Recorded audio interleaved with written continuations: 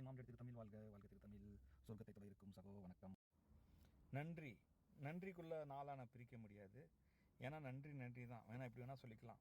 அந்த 4 பேருக்கு நன்றி அப்படின்னு, கடைசி காலத்தில் அந்த 4 பேருக்கு இந்த நன்றி காலத்துக்கு தகுந்த மாதிரி மாறிக்கிட்டே இருக்கும். நம்ம மைண்டு மாறிக்கிட்டே இருக்கும்.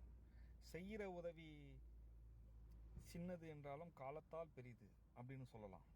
இது எப்படின்னா, ஒருத்தன் பாலைவனத்தில் தண்ணி தாகத்தோடு கஷ்டப்பட்டுட்டு இருக்கும் பொழுது அவன் தண்ணி தேடி அலையும் போது ஒருத்தன் அங்கே வந்தான். அப்போ அவன்கிட்ட போய் கேட்குறான், எனக்கு தண்ணி கொடு. இல்லை நானும் பாலைவனத்தை கிடக்கணும், எனக்கு தேவையான தண்ணி தான் இருக்குது.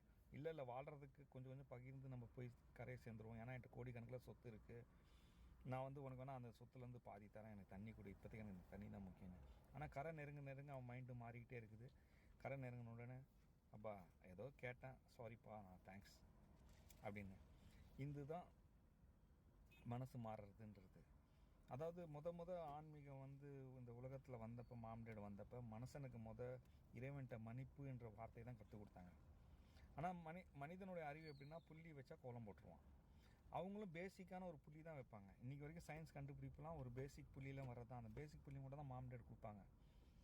அப்போ மனிதன் நம்ம இவ்வளோ பாவம் செய்கிறோம், இருந்தும் நம்மளுக்கு இறைவன் இவ்வளோ தரானே, நம்ம நன்றியும் சொல்லணும்னு மனிதன் அறிவு கொண்டு நன்றி சொல்ல ஆரம்பித்த ஆன்மீகங்கள் தான் அடுத்தடுத்த ஒரு விஷயம் நடக்கும் பொழுது இந்த அளவுக்கு ஆன்மீகம் வளர்ந்து நிற்கிது வச்சுங்க. இப்போ இதெல்லாம் கர்மா. இந்த ஆன்மீகங்கள் எல்லாம் நீங்கள் ஃபாலோ பண்ணி தான் ஆகணும் அப்படின்னு வச்சுங்க. இது ஒரு சைடில்.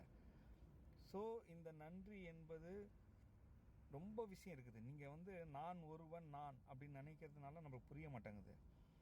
இப்போ இந்த கண்ணு எடுத்துட்டா, இந்த கண்ணு நமக்காக என்ன பண்ணுது அப்படின்னு உங்களுக்கு தெரியும். அப்போ இந்த கண்ணுக்கு ஒரு நன்றி தனியாக சொல்லணும். இப்படி நம்ம உடம்புல எத்தனையோ உயிர்கள் வாழுது.